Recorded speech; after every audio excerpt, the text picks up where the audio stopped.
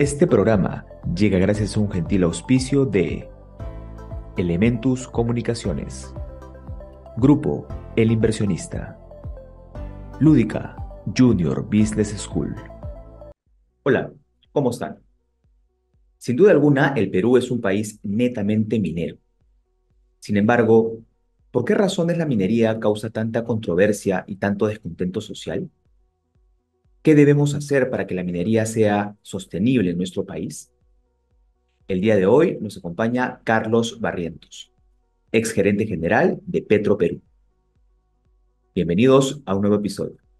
Mi nombre es César López del Campo y esto es El Inversionista.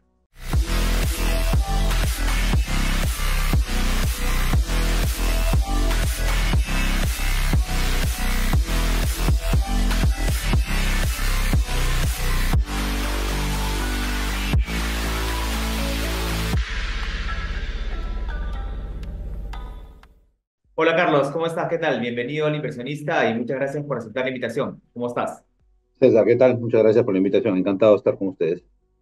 Perfecto, perfecto. Mira, a ver, entendemos que tú eres una persona que ha ocupado cargos bastante importantes en empresas también muy importantes. Entonces, el día de hoy queremos conversar contigo sobre un tema que es bastante, digamos, sensible en el Perú, no solamente en el Perú, sino también a nivel de la región, que es la minería. Yo quiero empezar con un concepto de minería sostenible, ¿no? Y parece un poco contradictorio que la minería en el Perú se intente dar un término de sostenible cuando, a ver, vamos a partir por una premisa, ¿no? Si bien es cierto, y creo que es innegable, que la minería en el Perú produce un impacto económico, digamos, innegable, valga la redundancia una vez más, pero también tiene un impacto social y un impacto medioambiental que es por donde me gustaría ir abordando esta entrevista. Es evidente el impacto económico, eso no lo vamos a negar, pero también tiene un impacto social, un impacto medioambiental que nos tiene un poco paralizados con algunos proyectos que son bastante importantes, que tendrían un impacto económico muy importante. ¿Cómo ves tú esta primera visión de los proyectos que están paralizados justamente por el tema del impacto social y el impacto ambiental de estos proyectos que estaban todavía por explorar? Mira, yo quiero primero abordar el tema de la minería como un tema relevante para nuestro país. El Perú es un país minero por excelencia y nunca vamos a dejar de serlo. Entonces, bajo esa perspectiva, lo que tenemos que darle es un enfoque mucho más cierto, pero sobre todo con argumentos válidos, técnicos y que tengan que ir por el lado, que tengan que cubrir el lado social y ambiental, que son los dos factores que en realidad un poco sacan urticaria a ciertos grupos de personas o grupos de interés que están alrededor de la minería. Pero esto obedece, para mí, a dos temas muy estructurales, por llamarlos así. El primero es que obviamente tenemos pasivos mineros o pasivos ambientales relacionados a la minería, de la minería antigua, de la minería con poca tecnología, de la minería poco responsable que hubo en nuestro país varias décadas atrás y que hoy todavía podemos observarlo cada vez que viajamos alrededor de nuestro país y vemos, por supuesto, pasivos ambientales complicados, ¿no? De esa minería antigua. Y por supuesto, esas heridas todavía no se terminan de cerrar y han habido pues una serie de casos relacionados a esos impactos ambientales que han habido en su momento, ¿no? O daños ambientales en su momento. Eh, Eso por un lado. Pero lo otro, no menos importante, es que la educación en nuestro país no contempla, lo cual es gravísimo, eh, vamos a llamarle curso, materia de minería desde inicios de primaria. Siendo un país minero, por supuesto que debería estar en la currícula, la actividad más importante de nuestro país, para que los niños empiecen a entender cuál es el impacto de la minería en nuestro país desde el punto de vista económico y cómo ese impacto económico podemos volcarlo en un impacto positivo por el lado ambiental y por el lado social. Entonces, teniendo en cuenta eso, estas heridas que quedan del pasado, que obviamente hay que solucionarlo, y esta falta de educación que no hemos previsto para toda nuestra niñez y juventud, hacen que hasta el día de hoy tengamos gente inteligente, probablemente educada, todavía mostrándose en una faceta antiminera. Y esto obviamente obedece a lo que te menciono y también obedece, por supuesto, al cierre de brechas sociales que hoy en nuestro país siguen siendo tan latentes en las distintas partes de nuestra patria, sobre todo donde se hace minería. Entonces, claro, mientras todavía tengamos sitios donde no hay agua, donde no hay luz, donde no hay educación, donde no hay salud, por supuesto que dicen, bueno, entonces, ¿para qué tanta minería si es que no podemos ir cerrando esas brechas sociales? Y bueno, y todo nos hace mirar hacia quién ejecuta. Y desafortunadamente quien ejecuta es el Estado.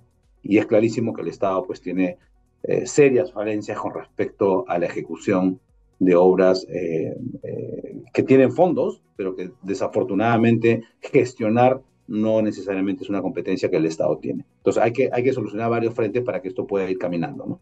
Correcto. Y justamente relacionado a lo que tú mencionas con la participación o el rol del Estado en esta coyuntura digamos, de conflictos sociales, ¿qué tan, a ver, no vamos a sacar de lado de la ecuación que el sector minero tiene una responsabilidad, pero a ver, yo te hago la pregunta. ¿La responsabilidad de las empresas mineras termina con el hecho de cumplir con el Estado en el rol de pagar sus impuestos y tener cierta responsabilidad social con la población en donde va a extraer los minerales o en donde va a ejecutar el proyecto? ¿O qué otro tipo de factores puede hacer las empresas mineras para poder tener esta empatía, esta conversación, esta comunicación con la población en donde también la población se vea beneficiada? Te lo pregunto básicamente por dos razones. Yo viajo por el Perú, hace muy poco estuve en Cajamarca, y evidentemente, pues, digamos, ahorita, solamente por darte un ejemplo, ahorita en lo que ha ocurrido en el carnaval en Cajamarca, Cajamarca desbordó. No tiene la capacidad operativa para poder responder a los turistas que van. Esa capacidad operativa de hoteles, de hospitales, de pistas y de toda la infraestructura que se da en la localidad, si bien es cierto, es responsabilidad del Estado, ¿no? Porque son los que ejecutan la obra, pero ¿qué tanta responsabilidad tendría la empresa minera para poder dar también estos accesos, estas facilidades, para que la población se vea beneficiada de cierta manera? A ver, yo creo que la responsabilidad es mucho más extendida que solo el hecho de ser buenos pagadores de impuestos. Eso está clarísimo. Eh, y hay herramientas hoy que en nuestro país nos permitiría hacer más cosas, obras por impuesto, por mencionar uno. Una herramienta bastante buena que hoy se está usando, pero todavía el uso es mínimo, cada vez más. Pero por supuesto, eso nos permite cerrar dos cosas. Uno, hacer obras de distinta índole. Y dos, que la gestión no lo haga el Estado. Que nuevamente, repito, el Estado no es el mejor gestor para ejecutar obras. Entonces, si las empresas privadas comienzan a tomar una mayor acción o actividad en obras por impuesto, vamos a tener más obras realizadas en tiempos y en costos adecuados, ¿no? Eso es por un lado. Pero por otro lado, nuevamente, el rol de la responsabilidad social, creería yo que tienen que enfocarse mucho por el lado de la responsabilidad social, pero en educación. Y esto nos va a tomar tiempo, porque claro, mientras nosotros comencemos a educar a nuestra niñez y ellos vayan creciendo y tomando posiciones en la sociedad de nuestro país, vamos a tener una sociedad mucho más tranquila, pero hay que ir cerrando esas brechas y eso lo tenemos que hacer desde ahora. Entonces, en realidad, hay un ecosistema todavía débil con respecto a qué cosas hacer para que la licencia social, que es lo más complicado hoy de conseguir para los proyectos mineros, no tenga esta viabilidad que necesitamos. Por eso que tenemos tantos proyectos parados, ¿no? Hablando de Cajamarca, ¿no? Conga, Ponga. Cerro Quilich, si vamos al sur, Tía María, y proyectos que son muy relevantes, muy relevantes. Tenemos que asegurar que las regalías, impuestos, tributos, todo lo relacionado a las industrias extractivas, realmente cale e impacte en la zona donde se ejecute la minería. Y claro, los gobiernos locales tienen el acceso, el gobierno central también, pero no estamos viendo pues que haya ese impacto directo y por eso que suceden este tipo de levantamientos sociales. Por supuesto, también existen algunos intereses subterráneos de algunas personalidades que se van filtrando dentro de estas comunidades o grupos de interés que tienen otras prioridades. Pero tenemos que comenzar a trabajar muy de cerca para que realmente se vea que la minería sí aporta, independientemente de los montos por el lado de los impuestos, sino que se traduzca justamente en cierre de brechas sociales, ¿no? Correcto. Me llama mucho la atención la reflexión que haces respecto a la educación, sobre todo la educación temprana, digamos, educación primaria, en donde y yo estoy completamente de acuerdo contigo, en donde se debería incentivar un poco más e incluso tener cursos relacionados al tema minero. Pero, ¿cómo le hacemos entender, por ejemplo, a un niño de una localidad alejada en Puno, en el Cusco, en Cajamarca, en ciudades que tienen minería, en Moquegua? ¿Cómo le hacemos entender a un niño de padres agricultores que ven afectadas sus tierras o que ven afectados al no tener agua para poder regar digamos, los productos que ellos siembran? ¿Cómo le hacemos entender a un niño que vive la realidad y que al margen de la materia teórica que se le podría enseñar, el niño vive la realidad en campo y se da cuenta que a lo mejor la minería es quien afecta de alguna manera los cultivos de los padres y escucha eso también de los padres? ¿Cómo hacemos entender a los niños desde la educación si en la práctica no vemos esta relación muy buena entre ambas partes, ¿no? Lo que pasa es que hay que un poco, hay que comenzar a diferenciar y desmitificar y salir de estos prejuicios con respecto a la minería, ¿no? Nuevamente, el ejemplo de Cajamarca. Recuerdo claramente cuando Yanacocha estaba en todo su apogeo en Cajamarca, uno iba a Cajamarca y veía pues un movimiento económico y comercial muy fuerte, muy fuerte. Claro, Yanacocha no es lo que es Yanacocha antes, básicamente porque no ha podido desarrollar algunos proyectos adicionales que se han caído por temas sociales, ¿correcto? Entonces uno va a Cajamarca ahora y, por supuesto, están afectados los comercios, están afectados los hoteles, están afectados los restaurantes, los taxistas, etcétera. Y sí hay un impacto negativo, más bien cuando no hay minería. Quizás el impacto positivo cuando la minería existe, no es lo que esperábamos, pero básicamente es porque los entes, las entidades estatales no han sabido gestionar y no han sabido ejecutar. Por eso que cada vez que uno revisa el porcentaje de ejecución en cada una de las autoridades locales, regionales y del gobierno central, te das con cada sorpresa pues un nivel de ejecución paupérrimo, por decirlo menos, ¿no? Entonces yo creo que si es que un niño ve que efectivamente tiene padres agricultores, o sea, no es que se van a solucionar todos los problemas con la minería, pero si ve que tiene acceso a educación, si ve que tiene acceso a salud, y si ve que el padre tiene acceso a trabajo también en las distintas industrias que la minería mueve, porque claro, la minería per se es la industria extractiva, pero la minería afecta e impacta positivamente a la construcción, al transporte y a una cantidad distinta de contratistas y proveedores relacionados al ecosistema minero. Y no perdamos de vista además una cosa que es muy valiosa para nuestro país. Eh, Al ser nosotros un país minero y ser potencia mundial, porque somos potencia mundial en cobre, en oro, en zinc, en plata, en fin, en los distintos minerales, las empresas que ejecutan minería en nuestro país no son empresas chicas, son empresas globales, con altos estándares ambientales y de procesos y de tecnología. Entonces, en realidad, tenemos una gran oportunidad en nuestro país de seguir avanzando en estándares mundiales en temas de minería, que están relacionados, por supuesto, al tema también ambiental y social, ¿no? Correcto. Hablemos de liderazgo, que es algo que también a ti, como profesional y habiendo ocupado cargos diversos en diversas instituciones públicas y privadas, te caracteriza también dentro de tu gestión. Ese liderazgo que se requiere para poder ejecutar los proyectos y que se viabilicen los proyectos de una vez por todas. ¿Qué tan importante es esa parte de liderazgo, digamos, dentro de las entidades del Estado para que puedan, de alguna manera, tener ese contacto, esa buena relación con la comunidad? Y en todo caso, ¿qué es lo que está fallando en esa ejecución del liderazgo? ¿Por qué no somos capaces de ponernos de acuerdo entre ambas partes para que finalmente y se logre entender que la minería y que esta actividad puede hacer un beneficio para la localidad? Yo creo que hay una falta de liderazgo por el lado de la ejecución. Nos ha faltado, es mucho más fácil llevar la fiesta en paz diciendo lo que la gente quiere escuchar. Y creo que los políticos tienen normalmente esa alternativa de ir flotando sin querer avanzar, porque avanzar siempre va a significar no necesariamente encontrar con que todo el mundo esté de acuerdo con lo que quieres hacer. Pero es evidente que la minería y los proyectos tienen que realizarse.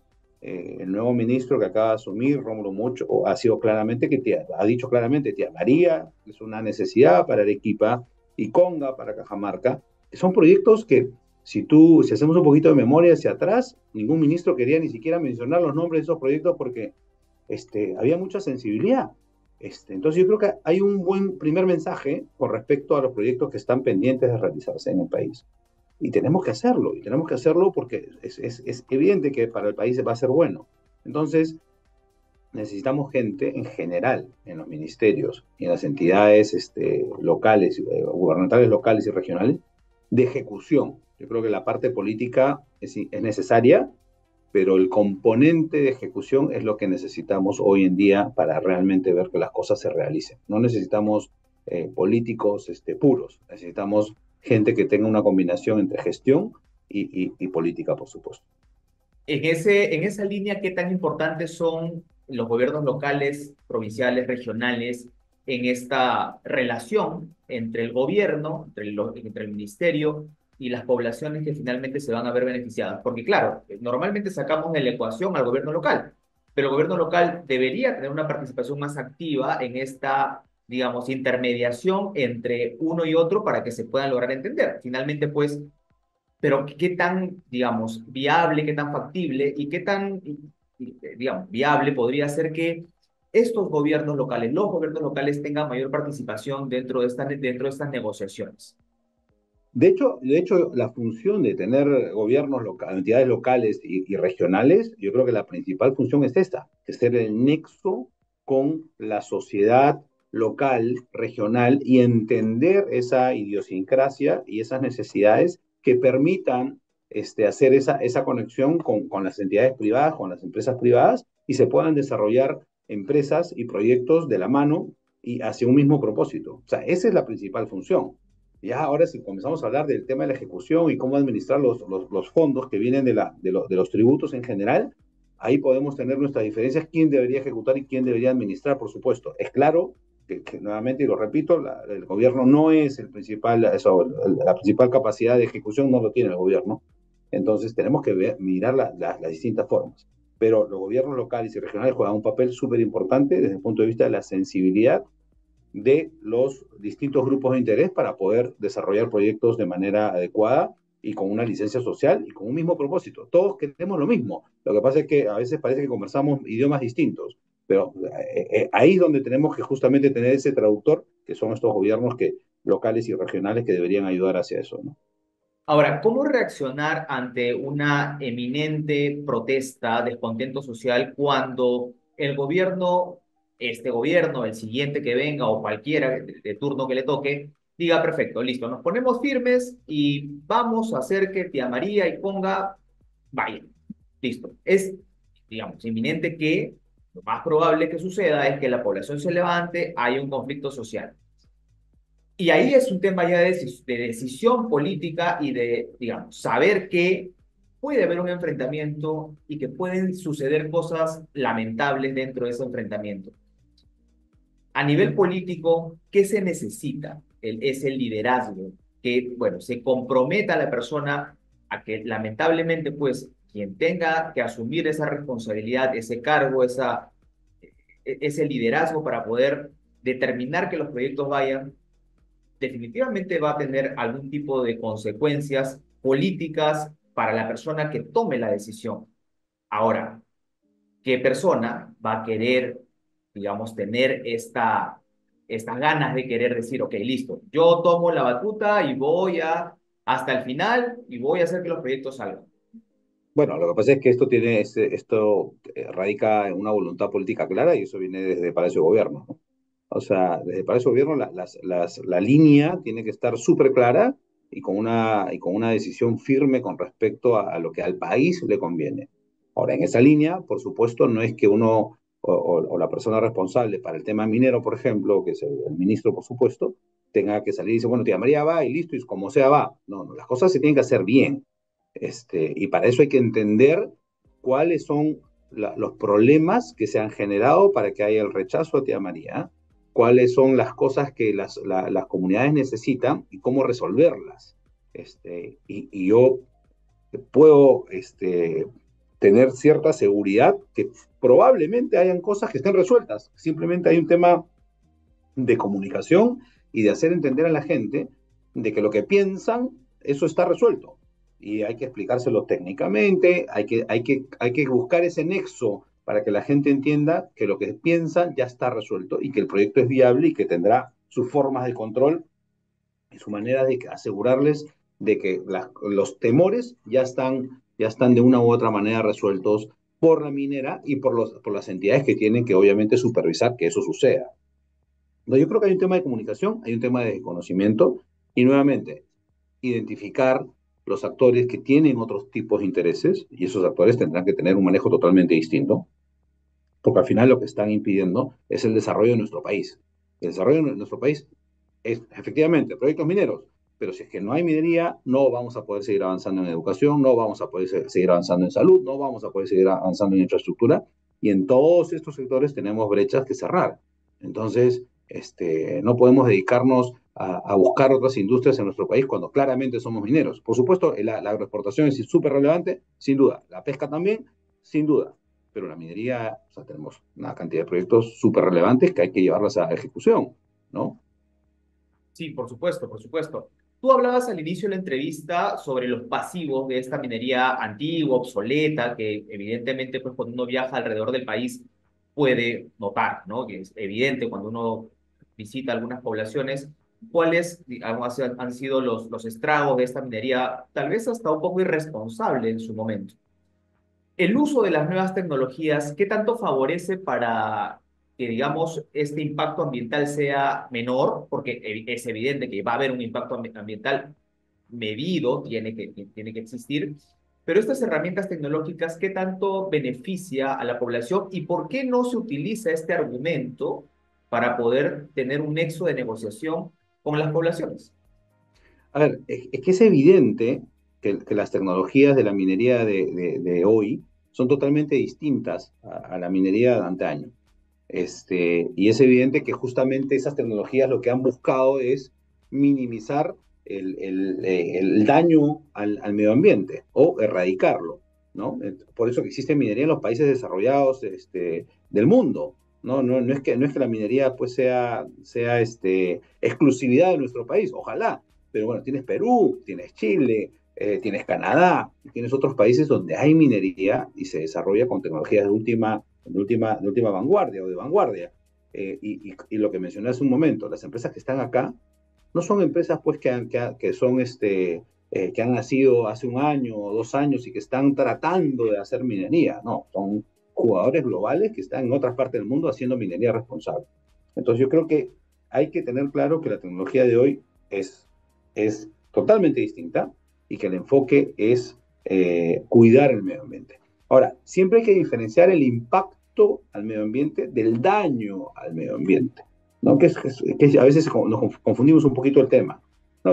Siempre va a haber impacto. O sea, el hecho que yo esté en mi oficina con aire acondicionado, hay un impacto al medio ambiente, obviamente.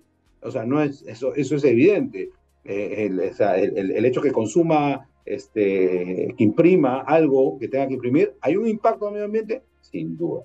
Lo que hay que mirar es el otro lado que es el daño directo al medio ambiente por otras razones que obviamente estamos hablando de residuos, estamos hablando de otro tipo de impactos químicos. Ese de ahí es el que tiene que ver con la nueva tecnología. Mira que en nuestro país, y sin temor, casi sin temor a equivocarme, tenemos identificados todos estos pasivos ambientales por el lado de minero y por el lado de hidrocarburos también, que es otra industria extractiva importante, a través de dos entidades del Estado. ¿Ya? Y nuevamente ahí, tenemos identificados los impactos ambientales, los tenemos dimensionados.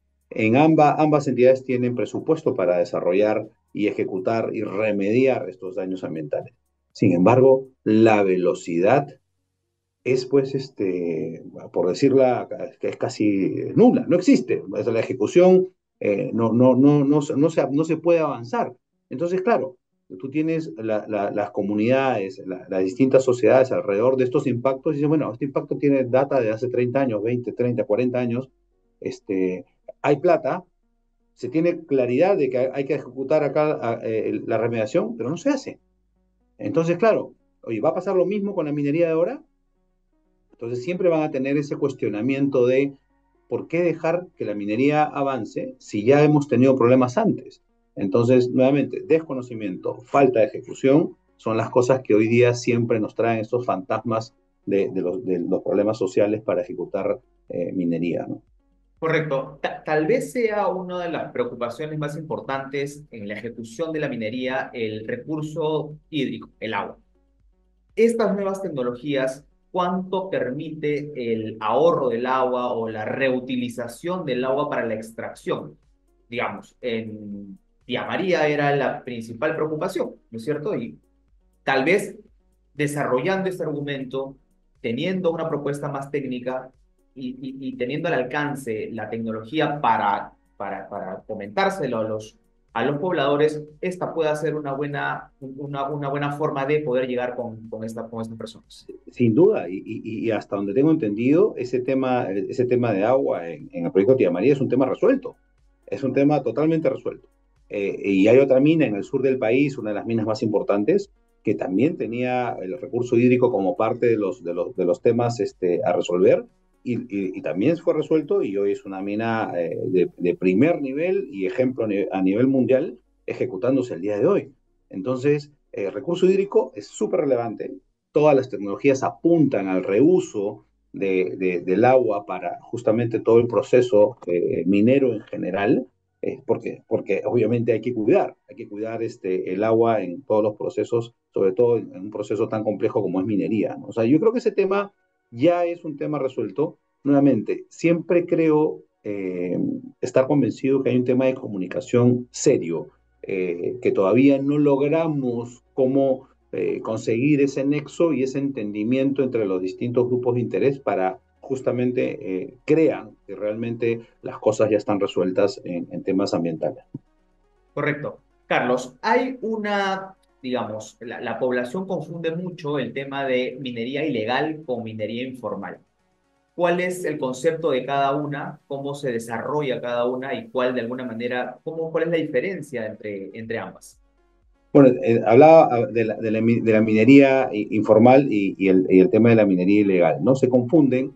El tema de la minería informal decía que está en un contexto donde no cumple prácticamente nada, y lo que había que hacer era formalizarla. Y eso es una de las discusiones que hace poco han habido en el contexto político también, ¿no? Que se ha sido muy permisivo con respecto a la minería informal, y hay una exigencia a la minería formal totalmente desmedida con respecto a la informal. Y claro, la informal tiene impacto y daño ambiental mucho, es evidente, con lo cual obviamente esto genera también todos estos anticuerpos de la sociedad a la minería en general. Entonces no podemos meter en el mismo saco a la minería en general. Hay que comenzar a diferenciar y hay que comenzar a ver. Y esto está súper identificado. Lo que pasa es que nuevamente acá lo que necesitamos es capacidad de gestión y de acción para poder atacar la minería informal, la minería ilegal, y ver cómo lo llevamos hacia lo que necesitamos, que es una minería formal con altos estándares ambientales, y que esto le genere trabajo y genere, obviamente, obras sociales para cerrar las brechas de las que hemos hablado anteriormente, ¿no? Claro. Ahora, hay algunos proyectos políticos que se vienen gestando desde ya, desde ahora. No vamos a mencionar, evidentemente, ni partidos políticos ni nombres porque no viene al caso, pero hay algunos proyectos políticos que son evidentemente antimineros. ¿Qué tanto daño le podría hacer a la economía del país que estos proyectos políticos prosperen teniendo de alguna manera como premisa esta forma de persuadir y seguir persuadiendo a las personas que habitan en las poblaciones mineras, tratando de convencerlas que la minería finalmente pues es una actividad negativa para la población. ¿Cómo sería el impacto si estas propuestas políticas siguen prosperando a lo largo de nuestro país? Bueno, de hecho el impacto sería bastante negativo para nuestro país, eso es claro. Eh, pero yo soy un convencido de que estos partidos políticos antimineros, de resultar alguno de ellos ganadores, esperemos que no, eh, lo que van a probablemente después, cuando quieran ejecutar su plan, esto es un círculo que va, es un boomerang que les va a retornar, porque en el momento de que no tengan la recaudación por la minería, que es muy importante, no van a poder desarrollar todo lo demás o todo lo que se necesita en nuestro país. Entonces, cuando la gente vea que no hay inversión para mejorar la salud, mejorar la educación, cierre de brechas sociales en general, decir, bueno, entonces estábamos equivocados. Entonces, si hoy tenemos problemas de gestión teniendo los ingresos de la minería, imagínate cómo podría ser un país con problemas de gestión, pero sin los ingresos de minería. O sea, el tema va a ser mucho más crudo para justamente las comunidades y la sociedad en general que todavía necesita cerrar esas brechas, ¿no? Correcto, Carlos. Esta ya es la última pregunta y esta pregunta te cuento que llega gracias a Lúdica. Lúdica es la primera escuela de negocios y educación financiera del Perú, dedicada o dirigida a niños y adolescentes en etapa escolar. Te cuento que el formato de este programa está dirigido a empresarios o a algunos inversionistas que desean, tienen la posibilidad de tener un excedente capital y que desean de alguna manera explorar algunas alternativas de inversión en diferentes sectores. Entiendo yo, evidentemente, que pues la minería es de manera directa, no es una opción de inversión tangible para pequeños inversionistas, pero hay algunas actividades derivadas de la minería, como por ejemplo, ¿no? Si, digamos, Ponga, Tía María se activan y los proyectos prosperan, evidentemente hay algunas actividades conexas que podrían explotarse, que podrían explorar algunas personas que deseen tener alguna inversión alternativa. ¿Qué actividades crees tú, según tu experiencia, que podrían de alguna manera tener algún resultado positivo para personas que tengan la posibilidad de querer invertir un dinero excedente? A ver, yo creo que todo lo relacionado o todo lo que gira alrededor de la minería en las zonas de desarrollo de la minería tienen de una u otra forma un éxito casi asegurado, ¿no? Entonces, cuando nosotros hablamos de minería, y por ejemplo, nuevamente vuelvo al ejemplo de Cajamarca, todo se movía en Cajamarca cuando estábamos pues a toda máquina con Yanacocha, hospedajes, restaurantes, transporte, etcétera, ¿no? Hasta los mismos productos que Cajamarca produce tenían obviamente mucha más demanda porque había un círculo virtuoso dentro de la economía de Cajamarca. Entonces yo creo que hay servicios y temas de productos, todos los que tengan que ver con el ecosistema de minería, como mencionaba, tienen cierto éxito asegurado cuando tienes una minería boyante y ejecutándose a toda máquina, ¿no? Sí, pues, si nosotros trasladamos Cajamarca y vemos Moquegua, con el proyecto que todos conocemos en el sur, vamos a Arequipa, que es otra ciudad que está en el clúster minero del sur también, en su momento Ancash o Huaraz como ciudad, con los proyectos mineros de Antamina, Barrick en su momento, con Pierina, vemos que hubo desarrollo de infraestructura, desarrollo urbano, en general ha habido desarrollo. No, probablemente no el que todo el mundo hubiese querido, nuevamente por falta de ejecución y de gestión, pero muchas empresas nacieron con la minería ejecutándose, contratistas mineros, transportistas y todo lo relacionado a cada uno de esos negocios. Excelente, Carlos. Muchísimas gracias por tu tiempo. Hemos estado bastante gustosos de tenerte aquí con nosotros y ya será hasta una nueva oportunidad. Muchísimas gracias. Gracias a ti, César. Saludos a todos. Este programa llega gracias a un gentil auspicio de Elementus Comunicaciones, Grupo El Inversionista, Lúdica, Junior Business School. Estuvo con nosotros el día de hoy Carlos Barrientos, ex gerente general de Petro Perú. Nos vemos en un próximo episodio. Esto fue El Inversionista.